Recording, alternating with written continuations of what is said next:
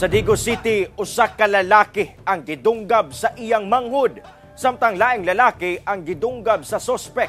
Apan sospek patay human napakong ang ulo sa simento. Ug sa Malalag, Davao del Sur, usa ka lalaki ang gitigbas patay sa iyang pag-umangkon. Ano report ni Argel, relator.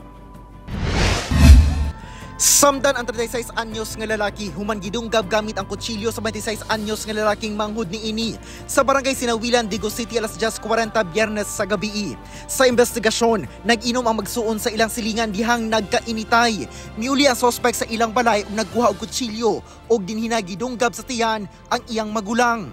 Gilayong gidala sa ospital ang biktima. Wala na mikaso ang kabanay sa biktima, sanglit igsuon ra ang sospek.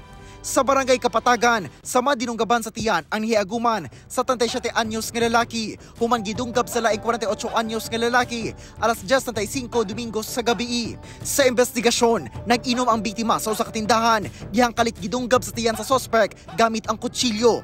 Midepensa matud pa ang biktima pinaagi sa pagtuklod sa sospek. Hinungdan nga natumba kini ug napako ang ulo sa semento, hinungdan sa iyang kamatayon.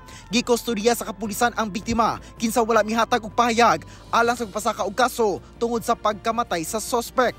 Sa Malalag, Davao del Sur, patay ang usa ka 53 anyos nga lalaki human gidunggab sa iyang 30 anyos nga pag-umangkon sa barangay Pito, alas 8 Domingo sa gabi.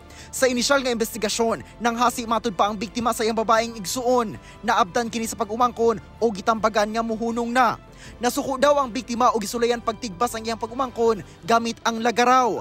Nailog sa pag-umangkon ang lagaraw ug nakahigayon sa pagtigbas sa biktima sa bandang buko-buko. Nahagba na ang biktima o gitiwasan pa pagtigbas hinungdan sa hinanaling kamatayon ni ini. Misurrender na sa kapulisan ang sospek kinsa nakatakdang kasuhan, wala pa kini pahayag. Ako si Argel, relator para sa One Mindanao.